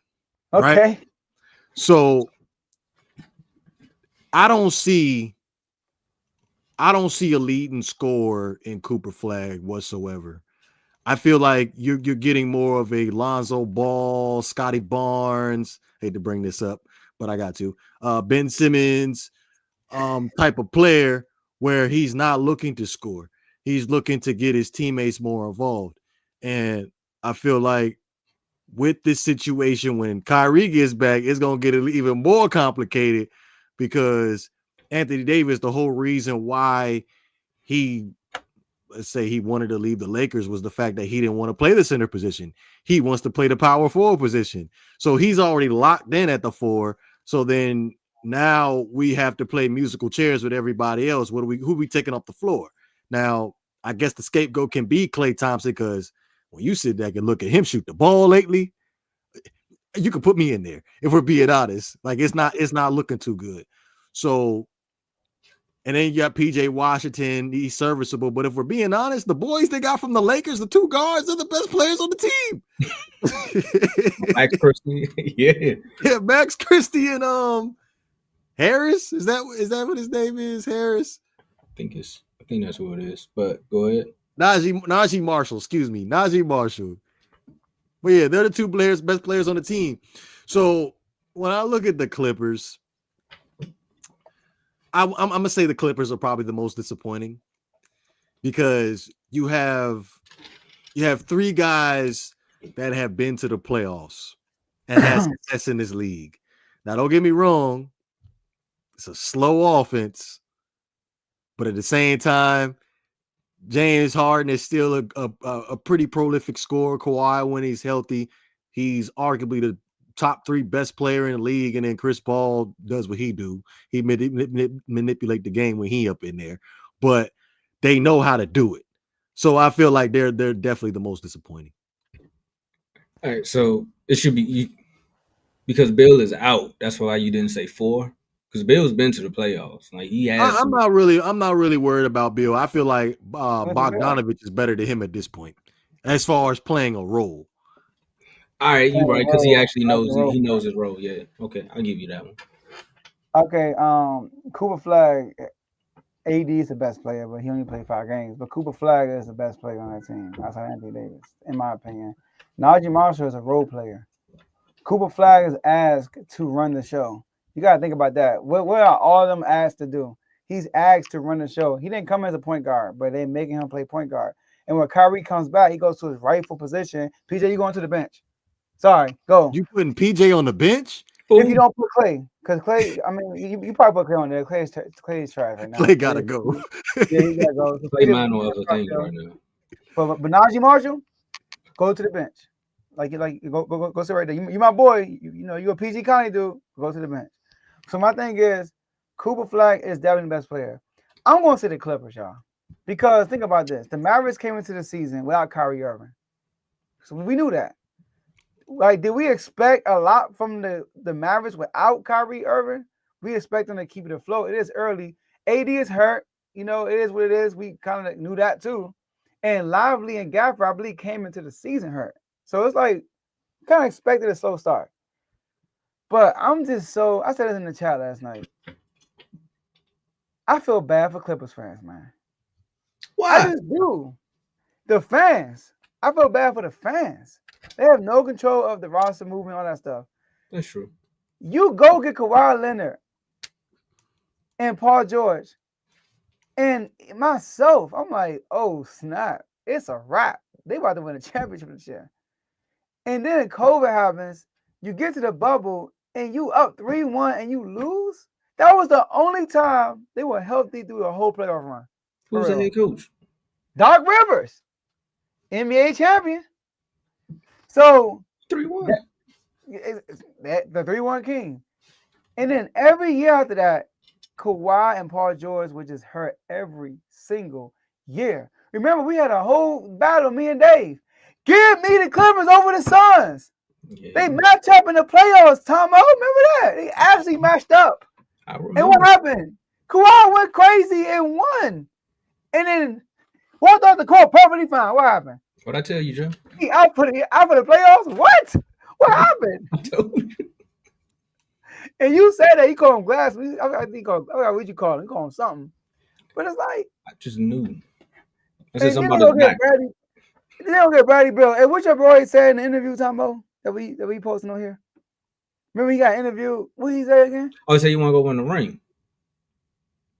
Hey, I'm not remember somebody, but the man had towards was it ACL or Achilles? Man out for the year. No, he got a fractured hip. Oh, fracture. All right. He had a fractured hip out for the year. But before he had a fractured hip, the man had career lows throughout the whole. Come on now. He was terrible. Come on now. He was terrible. Kawhi Leonard is still hurt. I'm looking at the roster. They're going CP3. Missed. Look, 11 games played. CP3 missed 3. Kawhi only played 6, missed 5. Bradley Beal missed 5. Bogdanovich missed 6. I mean, they just missed the games left and right. Batum and Lopez are 2 oldest dudes on the team. They play every game. So, and I don't know, man. They just need to start, blow it up. Ty Lue go somewhere else. They need, you know what I mean? Huh? Is that what I thought? That's what you said. They need to nuke it. That's what they need to do. Oh, I thought he said they need a new coach. All right. No, Ty Lue needs to go to DC or something. Like it's leave the Clippers and go somewhere else. Blow that whole team out. Kawhi, you bring all this off the court drama. Now Steve Ballmer about to go to court. Also, you getting sued and all this stuff because of Kawhi Leonard.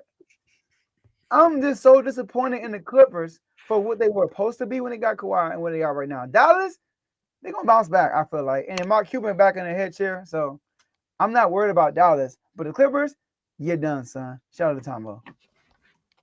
I think the way you feel about the Mavericks is how I feel about the Clippers. So that's why I say the Mavericks are more disappointing. Because if I didn't have my disdain for what Bradley Beal did to my franchise, I think I would be with you on that one. But the fact that he did what he did, I just can't let that one go. I'm sorry. They're disappointment, man. And then Paul George got traded, and technically he's still having the same situation I had with the 76ers, right? Where him and the star player are out almost every other game, where it's just like, we not understand. Has Paul George even played this year? No. And look, J-Mo told me this before. J-Mo told me this. He said that he got more games when he scored less. He said he hasn't had a 20-point game yet with the Sixers. Something like that. George hasn't? Paul George is he's not mentally strong. He's just not mentally strong, bro. You got to be mentally tough in this business. The fact that he stopped this podcast because everybody was talking about him shows me that he's not mentally strong. In a bubble, play OP, struggle, and say, I know people sensitive about mental health and that stuff. I know he said he got to deal with mental health, but you got to be mentally strong because you're going to go through turmoil. Chris Musaw said something important. He said this. He said, there's a difference between mental issues and real life. So there are gonna be some mental. You might have some mental issue. Like you might have some situation where you gotta deal with your mental and stuff. But there's also real life that you gotta deal with regardless.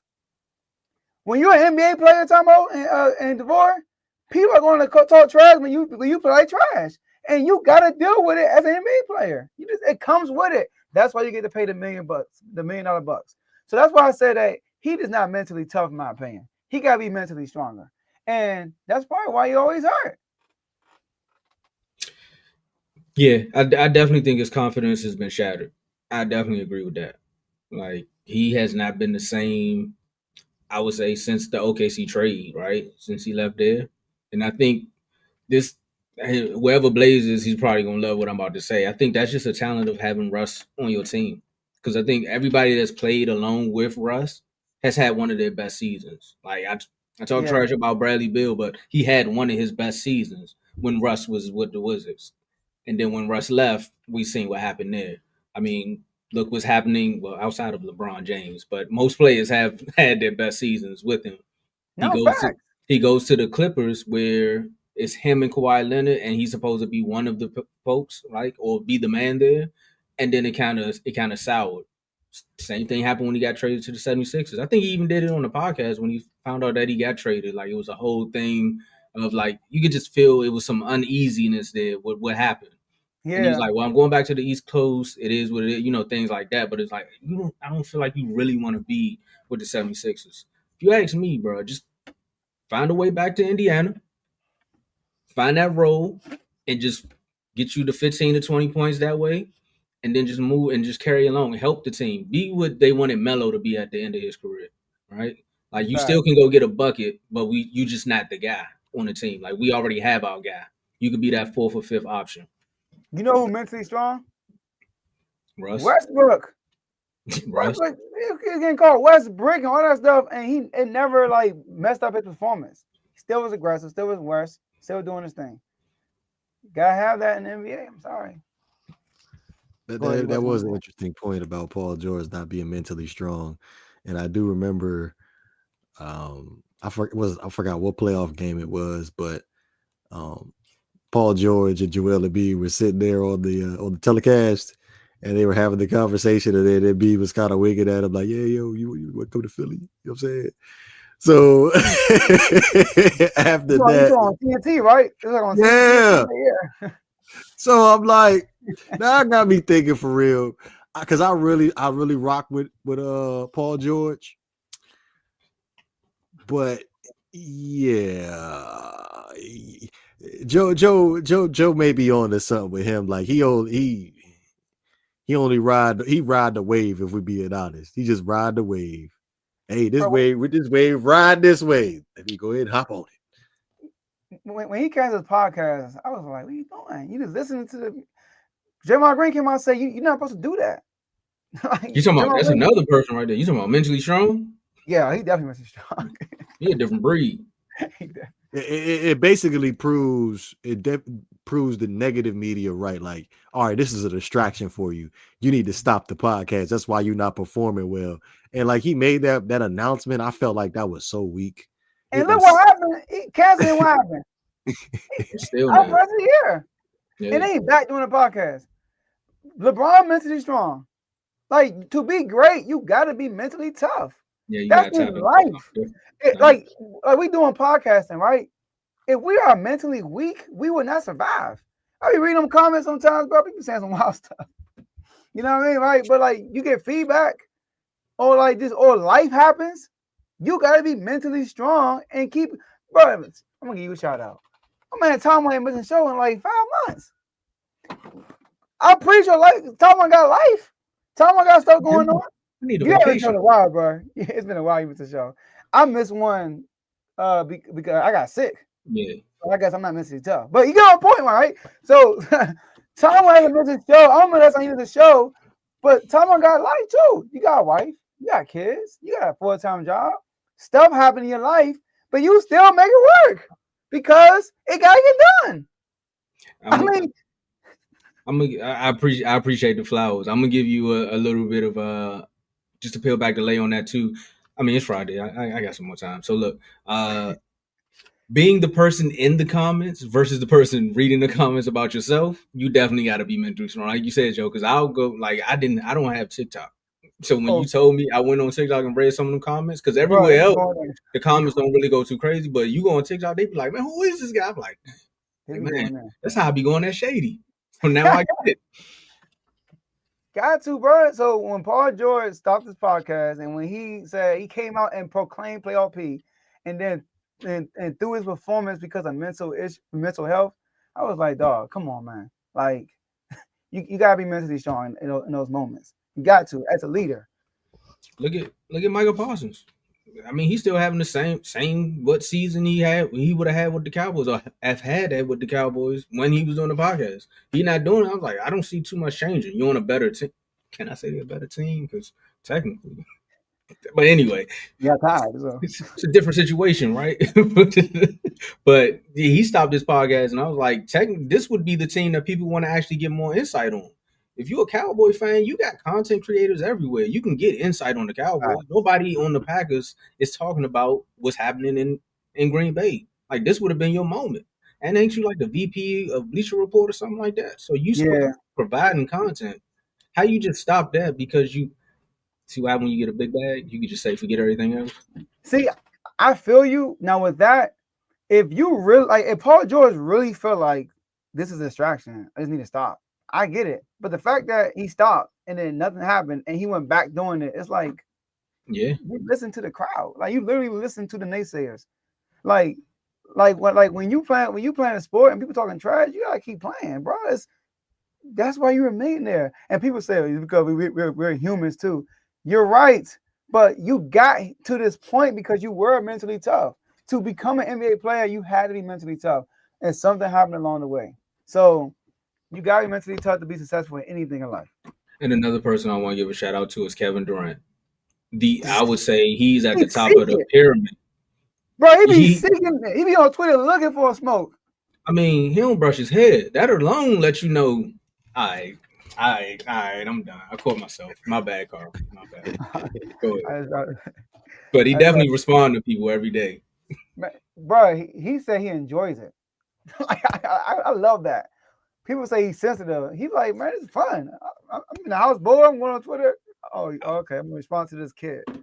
If you ask me, I think Kevin Durant is one of the most hooper NBA players that's truly a hooper. Like, he's like genuinely about playing basketball. Like, he gonna play a game and then get on Twitter. He gonna play a game, get on Twitter, and then probably get on Call of Duty. He'll probably stream it, but at the end of the day, he gonna respond back to people. And even with the burner account, he's like, "Yeah, that was me," and get right back to talking trash with people, and then just play basketball. Nah, for real. And he'll go on the podcast and he go on the podcast and said, like, you can't win with a point with small guards. And he brought up Darius Garland. Like, he don't care, dog. He don't care. I love KD, man. Yeah. So you gotta be more like that. And then his game is the same.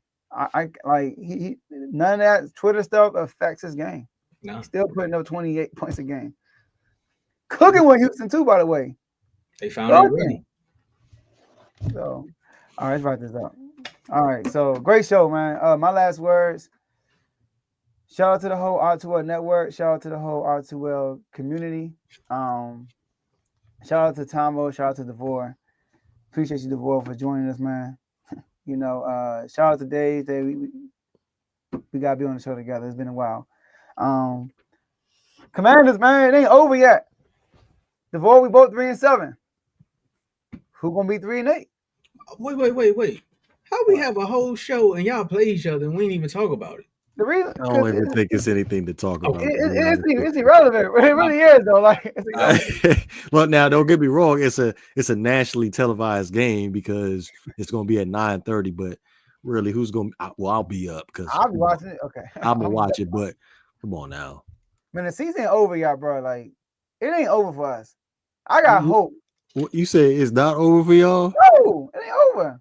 It's not. Over, is it over for Dallas? No, it's not. It's technically, you ask me, I'm still on the fence. I'm still on the fence. It's too many loops we got to go through. We midway through the season. Y'all got a tough schedule go ahead of y'all though. We got A too real many one. loops now. Dallas win 2 games, like because we got Raiders, Eagles. They win them 2 games. And y'all gonna win both. I'm back on the hope train, but they got to do it first. I can't. Of course, I think but it's not over though. It's not over. Bro, like, look, that's how I look at it. Dan Quinn calling defense, so I'm optimistic to see what happens. Let's say we go out there and we look good against Miami. Let's say we do, and don't forget, the Indians can still come back. It's over, Joe. It's not over until it's over. Until I see an X by our name, it ain't over. But shout out to Commanders. We in Barcelona. We chilling. Would you like to put a little wager on it? I'm thinking some the game? Yeah, some salt and vinegar, some salt and vinegar lays on it or something. I'm with it. I'm definitely with that. A bag of chips? A bag of chips. Okay, I'm with it. Let's do it. Let's do it. I'm definitely with that. Yeah. I'm all right, bet. Y'all got the Broncos after that, Joe.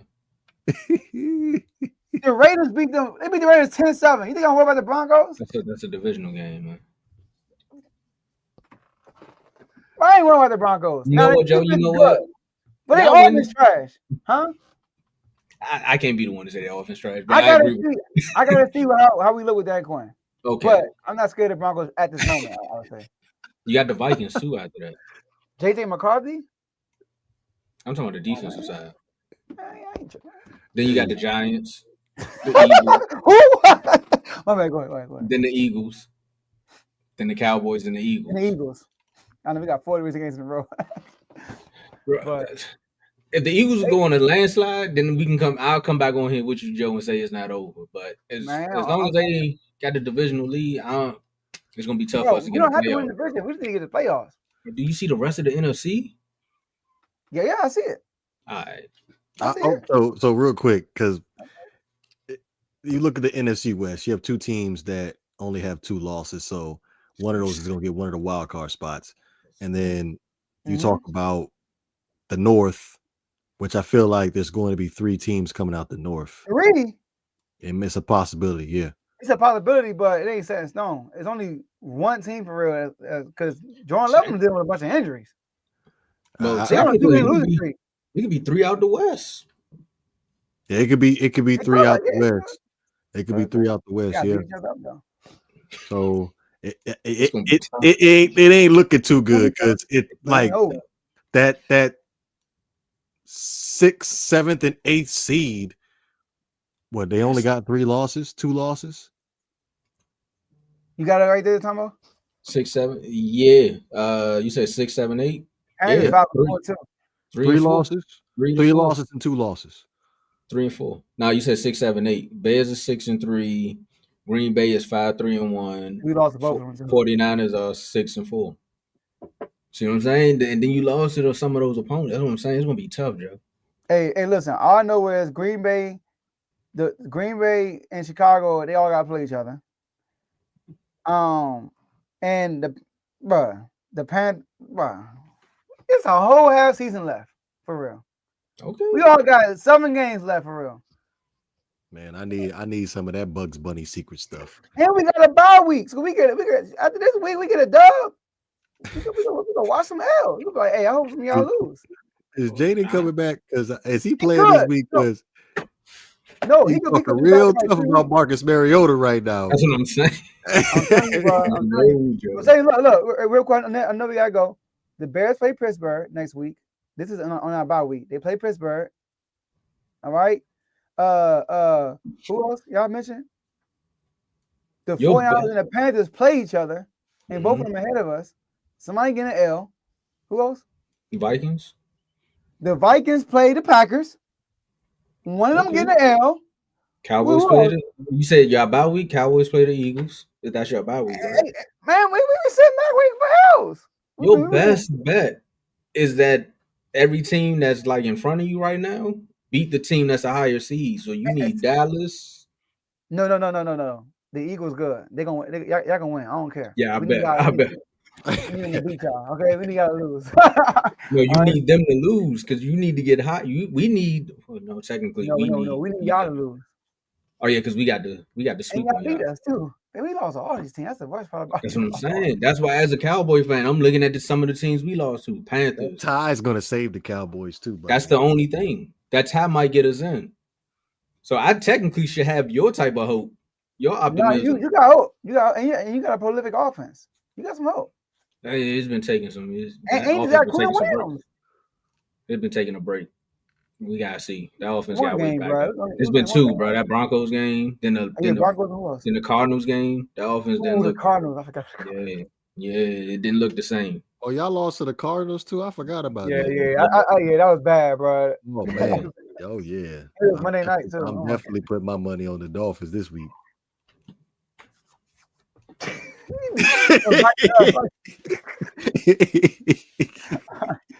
All right, yeah. But those are my last words. Sacramento actually is tied with the Timberwolves. That's on my check. And by the way, Klay Thompson hit 4 threes in 8 minutes. Wow. He must be in the doghouse. Shocker, right? Huh? I said shocker. Well, I said he must be in the doghouse. Go ahead. I know. We ain't talking about days either. Go ahead, divulge your last word. Yeah. Appreciate you having me on, Tomo. Iron Man Award. You said 4 months straight. Iron No Man miss Award. shows. That's what's up. That's definitely what's up. Yeah, we got the Commanders and Dolphins. First thing Sunday morning. If you're a betting man, I highly suggest that you take the Dolphins. Joe talking real big about them Commanders. We'll see what happens when Dan Quinn takes over them defensive play call. See if we see any difference. But hey, that might just if it don't look good, Joe, I'll say this right now. You might as well go ahead and sign them walking papers for Dan Quinn. That defense don't look good after he played all the plays. What? Yep, you got to. You got to. What? You saying we don't look good? He need to go? If it looked the same. The personnel is bad. I'm just saying, like, your specialty is defense. If it looked the same as it did, who's last week and the week before that? Well, shoot, the last 4 weeks, if we're being honest. So fire him. It should be on the table. After we went to the NFC Championship game, his first year. I know y'all went to the NFC Championship, but some of them games that y'all won, that 4-leaf clover in that pocket had to come out sometime. I get it, man. You know, that was the whole season. That was the whole you know what season. I mean? I get it. We won more playoff games last year than y'all won in the last 30 years. I get it. You don't understand. You know what I mean? I respect it. So I know. You know the rotation of coaches and y'all there. We don't have Daniel Snyder. We got a whole new owner. We are patient. We understand down years happen. We got the most injuries of anybody in the NFL, by the way, the most, including that quarterback. So Dan Quinn ain't going nowhere. He better not be going nowhere. So let me ask you this, and this is my last thing, I promise you, because y'all made the trade for Marshawn Lattimore, and throughout the whole season when he was healthy, he was not looking too good. No. So I'm just saying, like, y'all didn't make any type of adjustments when he was in there to make him not look as bad. So that's my whole thing where, like, don't nothing look good. Deron Payne in there. Frankie Louvu, he ain't looking like the same dude that he did last year. Like, it's these same players that were on the team last year that transitioned to this year. Well, Marshawn ain't look good last year anyway, but that's transition this year where you have a lot of veteran guys. You got Bobby Wagner in there. Who's that pass rusher? I keep forgetting what his name is. Steph Slower. Bobby Wagner. Von Miller. Yes, Von Miller. Von Miller on there. Like, but come on, man. Like, I'm just being honest. If this is the Dan Quinn, this is your specialty, and you have a core guys to be able to pretty much mix some things up, and that defense just. So look. Against y'all, we're gonna have no Payne. We're gonna have no Trey Amos, who's been our best cornerback so far this year. We already don't have Armstrong, who was our leading sack getter this year. So we are not going to have three of our best players in 3 different positions are going against y'all. And you saying we play worse. Remember, Payne was there last week. Trey Amos was there last week. And if he looks bad against y'all, fire him. When the personnel is trash. Hey, I'm just gonna be honest with you, bro. It don't matter who you got in the lineup. If it don't look good, you gotta go. Am I lying though? Yeah, when you sit there, you Yeah. questioning a 50-point loss. It's like, man, like I know it's been a lot of different things with Dayball, but them 2 fourth quarter give ups, it don't matter how I look. What's Dayball record since he been there though? I'm just saying though. I feel like, did we get That was off the start that topic? brought the cameras back. Well, we get on topic here, but if he didn't lose though, if he didn't give up those big leads against the Broncos and the big lead against the who the other team? The Bears, right? Bears. Then he Oh, probably still would have had his job. But at the end of the day, like, oh man, that's like, different. You So he had a lead and lost it. That's what you're saying. That's different. Then I'm just go out there saying. and lose because I'm just saying it don't matter how it look. It just don't look good. Defense too, by the way. If you're not winning. And so basically what you're saying to me is with all these players being out, you locking in the Dolphins to win this game, and that'll just that's the dirt that we're throwing on in the Commanders season right there. No, I'm not saying I'm not locking in nothing. But if we lose, he ain't getting fired. Like, man, I'm not saying he should get fired. I'm saying that should be on the table. That should be a question. No. Because what's the difference of you making the defensive play calls now opposed to you making the defensive play calls when you know it was bad? What? How about next year revamp the defense? But that's what I'm saying. Like you didn't have the player personnel when you was losing already, and now that you don't have the players, you making the decision now. Yeah, I get what he's saying. This is what I said last week. I said this is a move to say, you know what? Is it Joe Witt or is it the players? Let me get behind. Let me put the headset on. Let me call the plays, and let's see what's really going on. But DeVoe just basically answered your question for you, though, Joe. He's saying you already knew you didn't have the players, so why are you trying to jump in now when you even lost more players to say is it Joe Witt or the players? Like you don't have Deron Payne, you don't have Amos, you don't have Lattimore. So technically, you could have just left Joe Witt out there to dry to be like, look, no. Sorry to cut you off. You know why? He still believes we could turn the season around. So he's like, I'm just going to take control. Okay, so there we go. What happens? There we go. There we go, Tomo. We can turn the season around. Yeah, it's a chance that we can turn the season around. Okay, and so that's why what Joe Witt's been doing, it hasn't been working. So let's switch something up. Therefore, that's why DeVoe is saying if it still looks the same, then you need to go because that's stupid. No, hold on. I get where you're coming from, Joe, but what DeVoe is saying, if you already know it's been bad, okay, and you didn't jump in, now you wait till it gets even worse, and now you jump in and say, okay, you know what? We still got hope to turn it. So if it doesn't turn, you jumped in. So now it's on you. So you need to go because you already knew you couldn't turn this, but you're trying to turn something that is just bad. It's already bad. So DeVoe, let me ask you this. I know you gotta go. When do you think would have been an appropriate time for Dan Quinn to jump in? After the Cowboys game. What? After one game? I think that was the time, Joe. The Cowboys defense. Only reason I agree with what DeVoe is saying on this one is because the Cowboys defense is terrible. It's just what they gotta do with your offense? The Cowboys defense is so terrible that one, you could have found a way to get a stop in that game on defense. We did. It was the offense that lost the game for real. Okay. Look, first of all, we played. This is why it don't make sense. We played the Chargers, and they scored 0 points in the second half. Defense showed up, right? And then we played the Bears. Who lost us that game? Now, Quan Martin missed a tackle, but the offense had 2 turnovers. They lost us the game.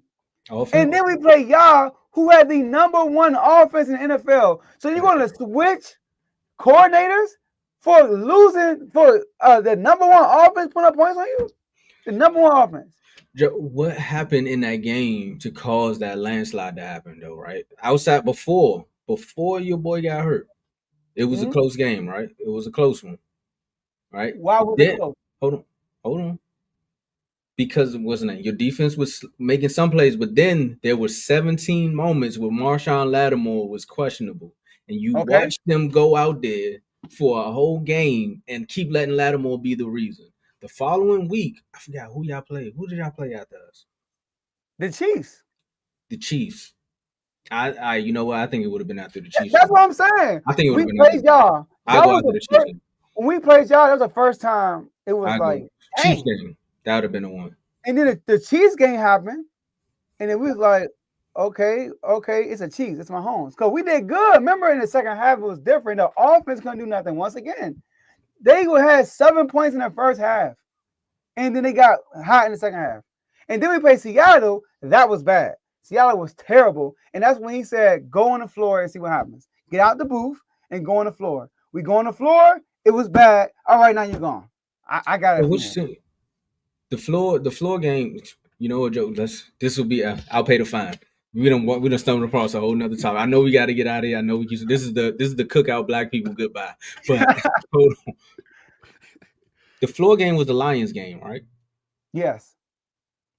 Which team you think is better, Seattle or the Lions? Offensively, Seattle's been better offensively, but I would say the Lions though. Okay. Lions are more explosive. So I'm trying to think Seattle has been better though. I'm trying to think of the logic behind why he would even take over at this point, because I think honestly I think I said it on the show. You just gotta let Joe Witt finish it out or go into the bye week. It's still Dallas to me because you sat there and let Pickens do what he wanted, and you ain't take over. That's one. Okay, bro. So you trying to tell me Green Bay? I'm just saying, can you just roll the coverage over the Pickens to stop cooking like that or something? Tomo. How many points y'all put up on the Packers? 40 something. So the Packers, if the coordinator need to give up a job to. I ain't gonna lie, the whole Packers team should have got fired. It's every given week, but I'm just saying, like, when the expectations is extremely low right now because you're missing so many players, and for him to come out and want to call plays against the Dolphins now, when you know you ain't got Deron Payne, you ain't got Lattimore, and you ain't got Armstrong, bro. What are we expecting here? I'm just saying, I ain't with it. You could have saved the season if you feel like you could have done such a better job than the defensive coordinator previously. He's a competitor. He's like, we still have a chance. We're gonna go out swinging. I'm gonna call the plays and see what happens. Also, I also said it's to see if it's the players or is it really Joe Witt. So he's gonna call. But you know it's the players though. I've been saying that. I think he knows it's the players. He goes out there and they look better, then Joe Witt is gone for sure.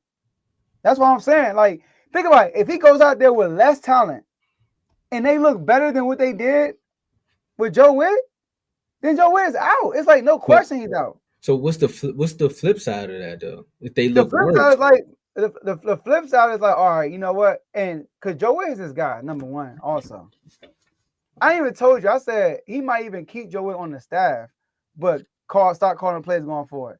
But if they perform and do well, Joe Witt probably gone, period. Like, get out of here. But I think he's taking over because he feel like it's still a chance and he'd rather go out swinging. I'm going to call the plays. And then we lose this Dolphins game, it's most likely over.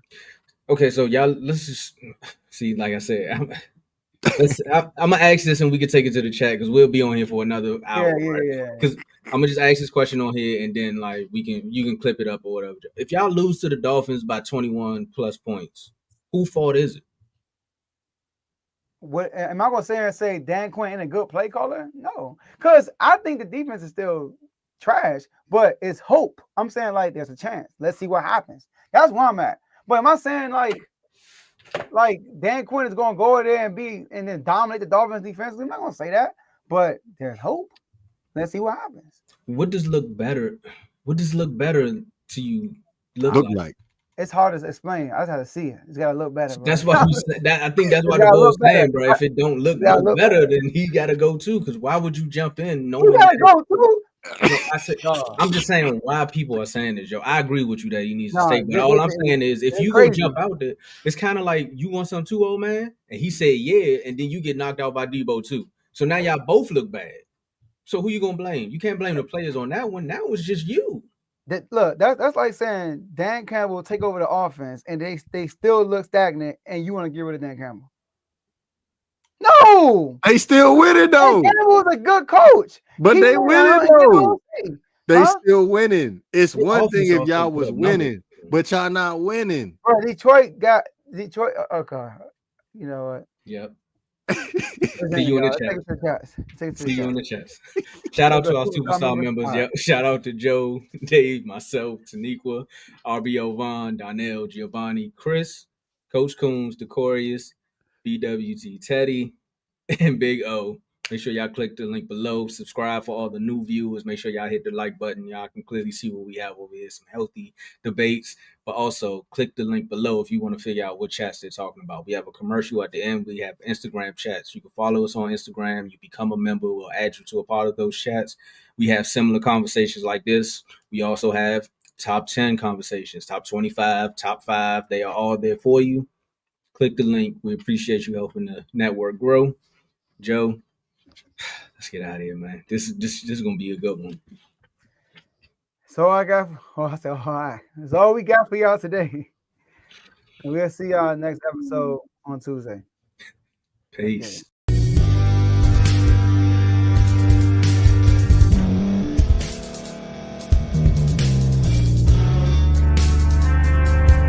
Thank you for staying to the end. If you're watching this on YouTube, please like this video, subscribe, and also hit that notification button so you can be notified next time we put out a video. If you're listening on any podcast platform, subscribe and hit that notification button, y'all, so you can be notified we put out another podcast audio. And last but not least, hit that share button. No matter what you're listening to or watching it, hit that share button and send it to somebody that you know that would love to watch this episode you just listened to. So once again, thank you for staying to the end, and we'll see y'all in the next episode.